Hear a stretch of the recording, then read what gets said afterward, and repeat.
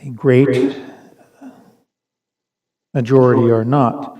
And so we still need a lot of help, Father, and we in our congregation, in our own small way, are trying to spread the light of love that you've given to us through your Son. So we ask you to help us to do that. We have many who have health situations going on tomorrow. We pray that you'd be with Kathy and Jean and Rich and everything that's going on in their lives. May they recover from those things and even be better. We pray that you would be with Pam and hope that her biopsy results are positive, that you would be with her and with all of our others who are sick at this time. Pray that you would be with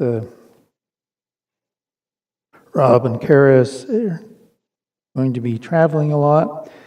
Please bless them with safety. Please be with all these others on our prayer list and bless them. But again, Father, help us all to be not focused so much on health as we should be on our spiritual situations. Please be with the many who are struggling. Again, people get caught up in being worried about their finances, all kinds of other things of the world, but help us to, some way, somehow, get people to focus on you. Please bless us now, help our classes to go well, and our worship service as well. In Jesus' name, amen. All righty, so we are in Matthew chapter 6.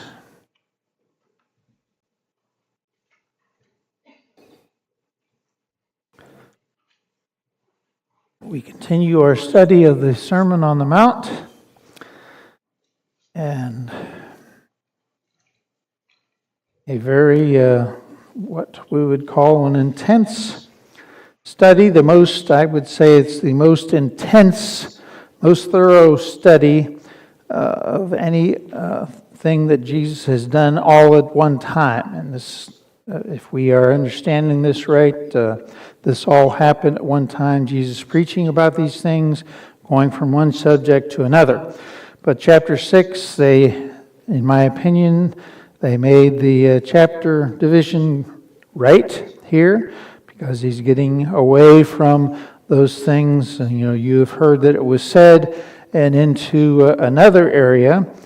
And that area is that of giving that Jesus is discussing. And so we're going to try to get into that as well. Now, the first thing is, if you look at number 1 on your outline in the bulletin, is that this subject of they have their reward, and you may not have been paid much attention to this over the years, but this actually covers the first 3 subjects that Jesus gets into in chapter 6. The first subject here relative to giving and doing good for others, then the subject of prayer, and then the subject, which we don't talk about very much, the subject of fasting, starting in verse 16. But all 3 of them, Jesus inserts about people doing them and thinking, pat me on the back or whatever. So this point that Jesus brings up, when we do things, I guess we would say mostly we need to look at our own motives. And so we'll try to get into that a little bit this morning. Why we try to do good for other people.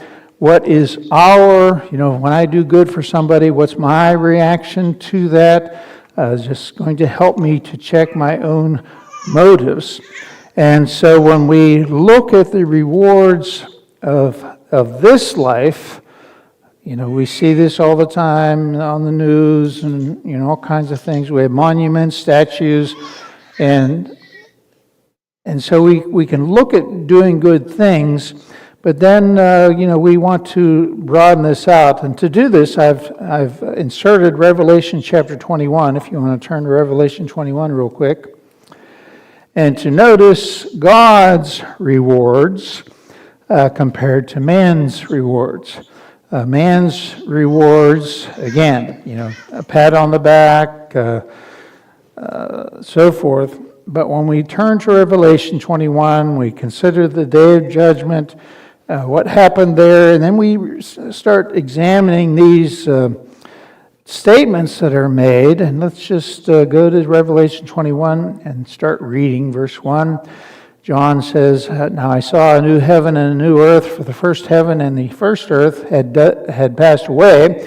Also there was no more sea. Then I, John, saw the holy city, New Jerusalem, coming down out of heaven from God, prepared as a bride adorned for her husband.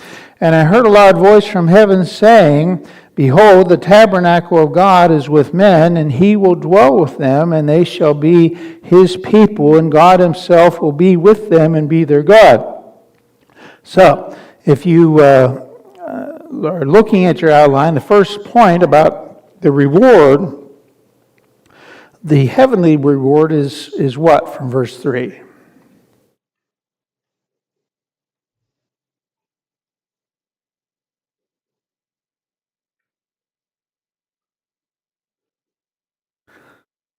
Susan, you're the only one smiling, so I ask you. Right. The presence of God. He will be there. And I love the word abide.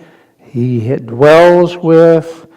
And so again, in a more direct fashion. So that's the first reward. Okay, verse 4. And here we have several. God shall wipe away every tear from their eyes. There shall be no more death, nor sorrow, nor crying. There shall be no more pain, for the former things have passed away. So, God is going to remove what from our eyes? Okay. Remove tears, the sorrow. And again, if you're not going through a sorrowful time, you just don't think about it. But of course, we all go through those times sooner or later, and those times will be removed. Like it says at the end of that verse, there shall be no more pain, for the former things have passed away. All the things that cause the pain and sorrow. Okay, verse 5. Then he who sat on the throne said, Behold, I make all things new. And he said to me, Write, for these words are true and faithful. And he said to me, It is done. I am the Alpha and the Omega, at the beginning and the end. I will give of the fountain of the water of life freely to him who thirsts. And so we consider this. We consider what's we're going to be given, and then what is also taken away. We will have this constant water of life given freely. And then verse 7, He who overcomes shall inherit all things, and I will be his God, and he shall be my son. And that's another phrase I've always loved. Talk about God abiding with us. This constant relationship. And you can think of any relationship that you have experienced in life, and especially, the passing of loved ones. My mom and dad, who I dearly loved, they're gone. So we think about this when it comes to God. And so, we're going to have, the blessing of this closer relationship.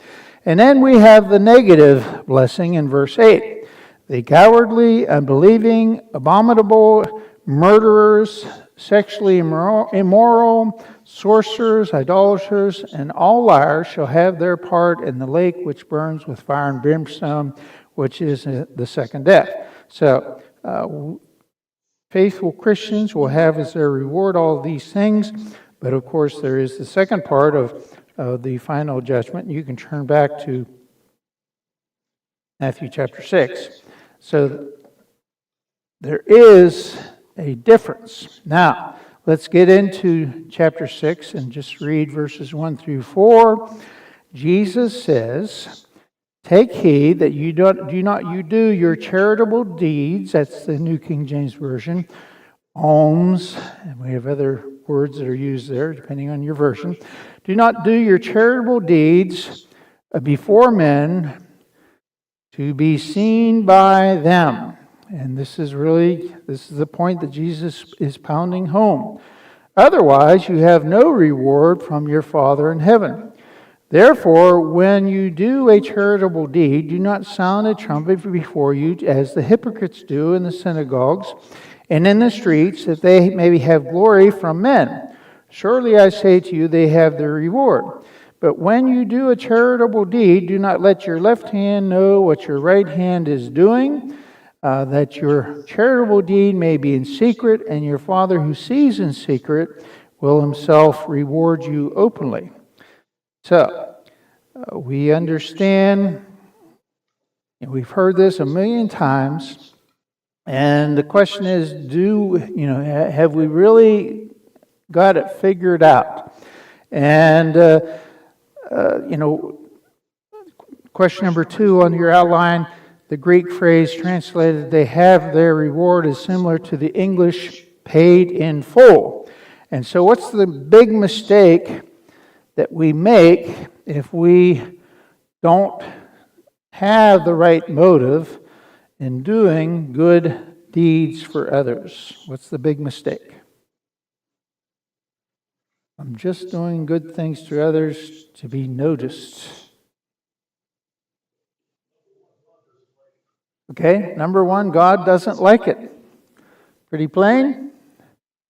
And the scary thing, well, not the scary thing, but the thing that we forget about is they have their reward. So we can do all kinds of good things, but if we're just doing it so that people will notice us, and so we'll get some kind of pat on the back, we'll get that. But what's Jesus saying here? What's they have their reward mean? That's what they were looking for, the pat on the back, and that's what they got, and now it's complete, it's full. Right. That's it. You got what you wanted. Now we're done. And of course, we know better than that. We know that if we do this properly because of our relationship with God, it is hot in here. We have this reward, this eternal reward coming for us. But again, if we don't understand this, if we don't have, the right frame of mind, if we're just doing it for the here and now, just to be noticed, we want to be known for, doing whatever, we'll get that. And that's it. So, an important thing to remember.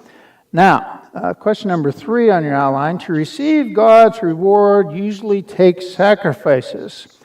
What do we sacrifice in verses 1 through 4? What are these sacrifices? What are these sacrifices? Pardon? Okay. Brian? Okay. Okay. Okay. I'll just let you explain that, Mark. For what you do, you're not getting immediate gratification and recognition. People probably won't even know it's done. It's just done. But no one will know your sacrifice except God and the people you've helped. And that's Okay. All right. Okay. Yeah, that is our goal. We are, just like the verse up on the screen, Romans 12 and verse 1, we are to be what kind of sacrifices? Oops, it's on the screen. We're supposed to be living sacrifices. And so, we're sacrificing, it's not about whatever I can get out of this situation for myself. I'm just going to let it, lie low and so forth. Eric. I got too far away from the last point. I just wanted to ask a question.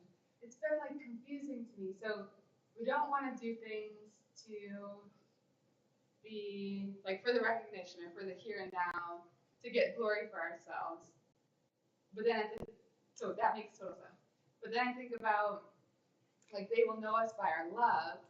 If they don't see us loving each other, how will they know? Like, is this very? Okay, how's that all work out? Yeah. Okay, everybody understand Aaron's question. We are supposed to be, just take the topic of evangelism. We're supposed to be leading people to God, and at the same time, I'm not going to let people know, what I've done. So how do we bring those 2 points together? Is it just always like bringing it back to God, just giving Him the glory for the things that are going on? Is that enough? To me, one of the best examples of this is Joseph in the Old Testament. Joseph had, miraculous abilities. He could interpret dreams, but when he was called to interpret dreams, there was something that he always did, or at least on 2 occasions he did. What did he do? The interpretation of dreams belongs to God, not me. And, and then of course he becomes the second in command and agent. But I think it's a similar thing that we can do. People, not all people, but most people will thank us for whatever good we do. But is there a way for us, when people thank us for helping them or doing some good, is there a way for us to do what Joseph did? In other words, deflect the praise to God. Can we do that still?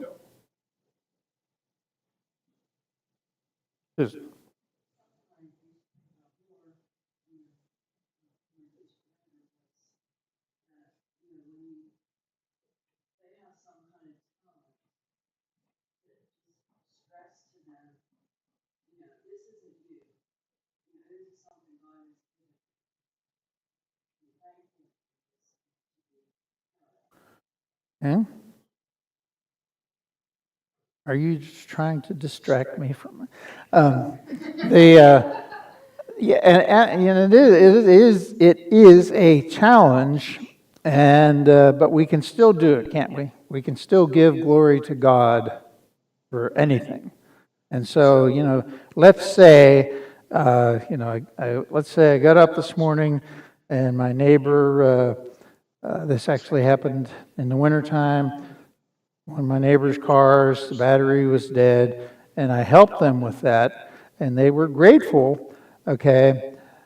And I didn't do this. And of course, it wasn't a big hubbub or anything like that, but when they thanked me, I could have said something like,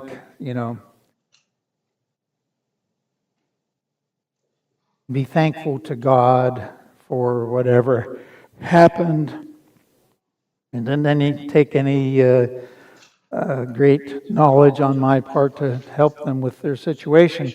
But anyways, so we can do that, but again, if you're like me, a lot of times, time is going by quickly. You don't think of things, but maybe we should think of that more often, to give credit to God for helping us to help them, whatever. Any other ideas? I've struggled also from a leadership perspective. There's been times in the past where somebody has come to the church for help, and we've helped that person, only to later find out, well, Lori had already helped this person, and Jane had already helped this person, and they did what we're told here. They hadn't told anybody that this is Right. happening, but if we had known that all of this help had already been given, that may have changed our decision as to how much or what type of help that we were going to give this person. So, So is that a negative? yeah, no, Sorry, the card is full. no, no. So what I'm saying is, I guess, I've always struggled, when I do something. Should my elders know that I helped this person, just from the perspective of having a broad knowledge of what needs truly are out there, I guess. Yeah. And so I've struggled with it from Aaron's perspective of how are people going to know the love that we have if they don't know.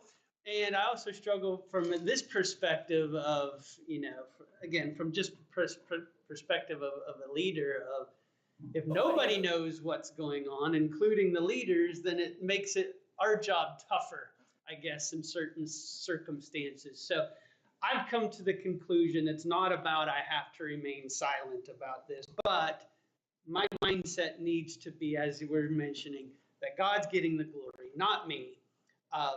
And what in any sharing that I'm doing is for the purpose of what I just mentioned, so that the leaders at least have an idea of what needs are out there, or what needs have been met, and I guess. And, this comes into play with preachers especially because, it is just assumed that the preacher is always going to be doing these things and, the same kind of question. And the way I have handled it mostly is, well, I will tell Keith and Craig, something has came up and, whatever, and just leave it there. We're always in this situation where we are, we look at these problems which are possible, and we almost run from them. I don't want to have anything I don't want to be like that or whatever. But at the same time, we have to address all these other things. And verse 3 is a perfect example of this. When you do a charitable deed, do not let your left hand know what your right hand is talking, or what it's doing. And so, it is a challenge, and we should. And well, let me just ask this hypothetical: is it possible, or what's the likelihood that this is a common problem still among Christians? Still a problem. Okay, I mean, it is very, very real out in the world. If you're watching TV during a political year and you see some politician in a group of people, and what is he doing? He's holding the babies. He's hugging. He's doing all the right stuff. But what happens when the election is over? Well, he can take it easy for the next 2 years or 4 years or 6 years or whatever. So, we want to be careful not to fall into that. It's still, obviously, this comes straight from the Son of God. Don't let your left hand know what your right hand is doing.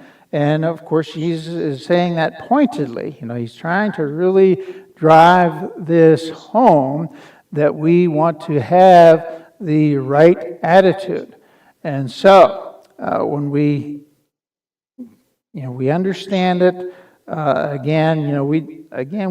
we could take this too little or too far. But, verse 4 is very plain about it, that your charitable deed may be in secret, and your Father who sees in secret will himself reward you openly. And, that's all possible, if we have the right attitude. Susan?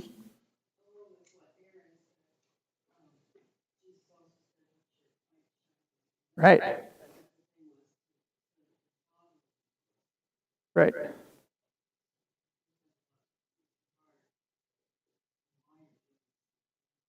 Right. It's all about, and that's, of course, right here in the Sermon on the Mount, that's all about bringing honor to God. Yeah, I was also thinking, like, how does encouraging one another fit into all of this? Is it inappropriate for me to commend you, Jeff, when you have a good sermon because I'm encouraging you to do things for the wrong reason? And obviously, I don't think that's the case. So I think, to me, maybe a good framework to think about this is, would my actions be the same if I were to know I would receive no words of encouragement for doing it? Would my actions be the same if I knew no one would even know this is being done? And I think if that is the case, then you're probably on the right path to your motivations being in the right place. But I will say this is something that's challenging for me at times when, just by nature of song leading or any kind of thing that requires public participation or public leadership.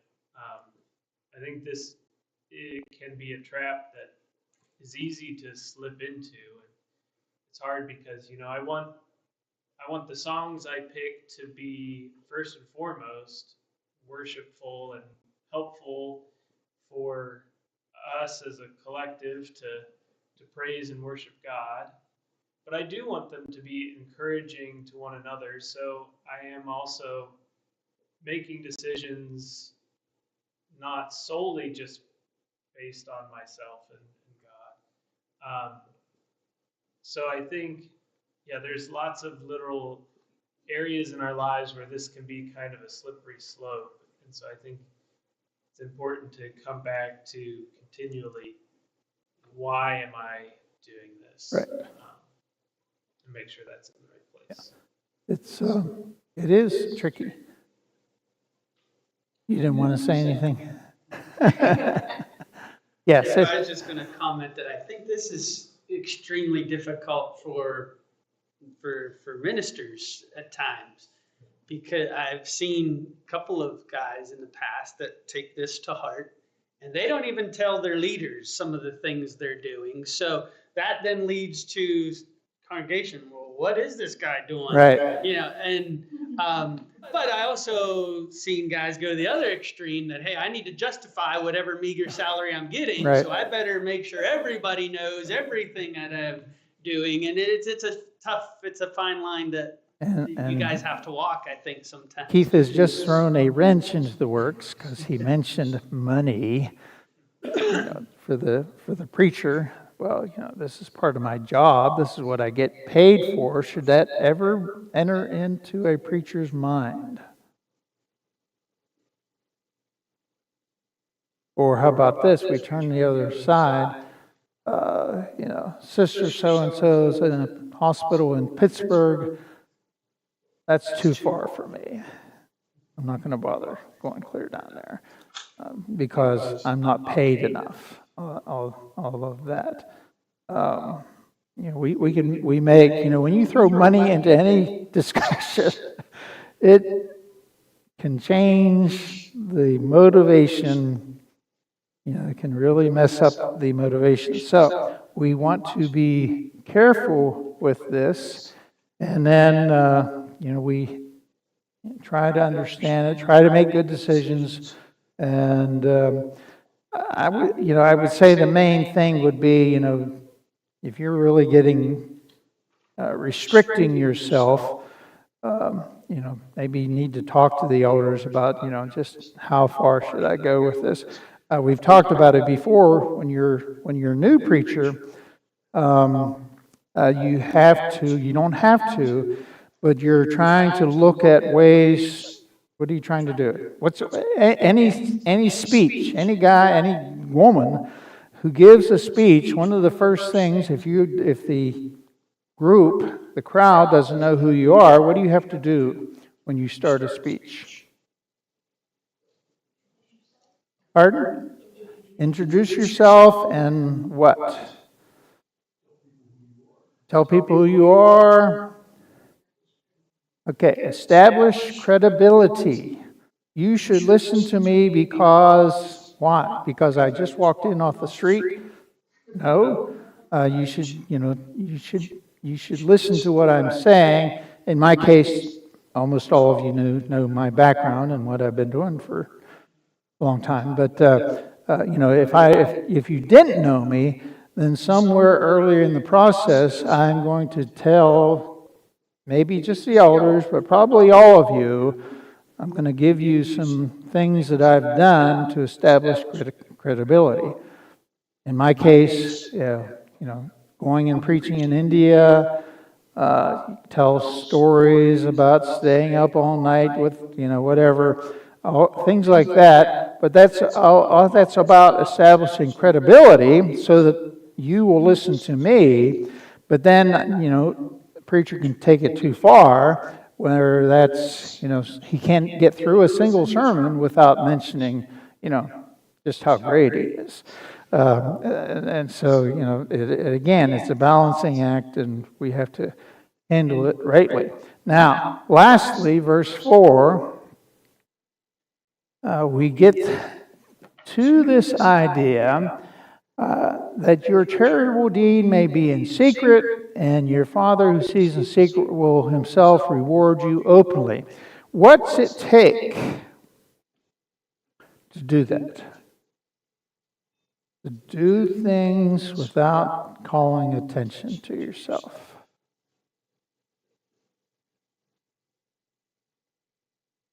Just have to be devious and crafty. Devious and crafty. Exactly what Jesus had in mind. Okay. What's it take? Well, the first thing, and these are just my opinions about this, but to do something in secret, I'm not going to let anybody know about it, but it takes a whole lot of faith, and particularly in light of this verse. What's our faith in this verse? I'm going to do something in secret because I have the faith that God will do what? Yeah, God sees it. He'll reward me.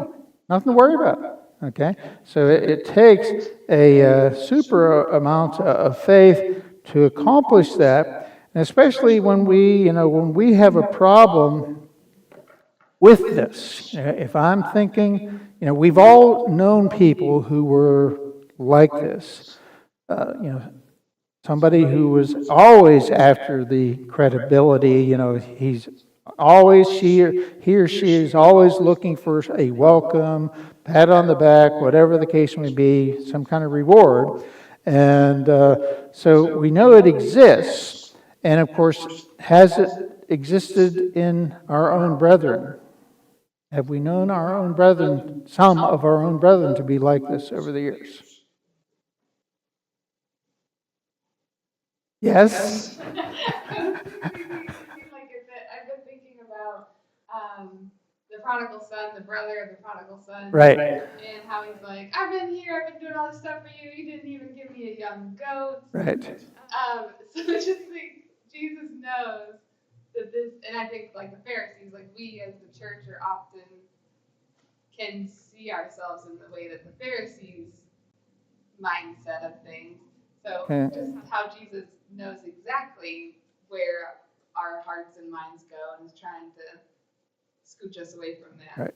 I thought we were going to get true confessions out of you. I am perfect in every way, but I'm not sure about my hubby. And again, when you don't have a problem, a lot of times when we don't have a problem with something that Jesus is mentioning, we just kind of, goes in one ear out the other. I don't even know why I'm here today and that. But, a lot of these things, they affect us all, and they are a threat to us all. Do you agree with that? Do you think that we can be, there are times that you can be proud and, wanting some attention? Is that a kind of a constant temptation to us? What do you think? We're not going to do anything crazy, but it's still on our mind. We go home, Susan and I go home this afternoon. We're talking, our usual, just talking.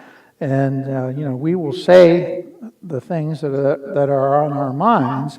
And so, well, I might say something like, well, let me try to think of something. Okay. I helped Jacob with the plays during VBS. Susan, I think I should have gotten more credit than I did there. He didn't even thank me. We know that those thoughts run through our heads sometimes. And so again, when we look at this basic stuff, we should be reminded, that, or maybe even think, well, I'm doing all right, but, I had an issue last week with whoever, and so I need a little bit more work on this, and especially, realizing that God will reward us openly if we keep quiet about other things. And, that all relates to, the great day of judgment, the heavenly scene and all that. But, again, it gets right back to having the faith in God. He is observing us right now. He is observing our hearts right now, what we're thinking about right now. And so if we have, the faith to trust all that, then we'll be in good shape. But if we don't, then we need to, question further, well, what can I do to have that kind of faith? And we've got less than a minute, so anybody have any ideas? What can we do to improve our faith in God's awareness and love for us to help us get over specific problems like this? Again,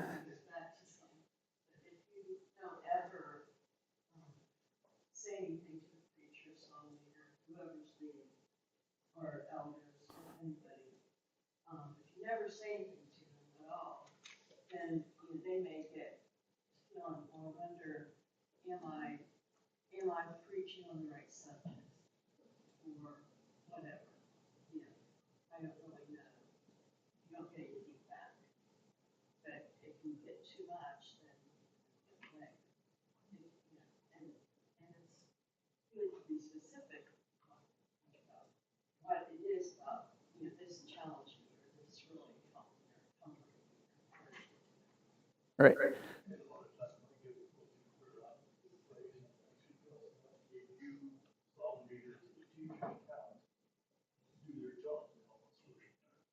Right.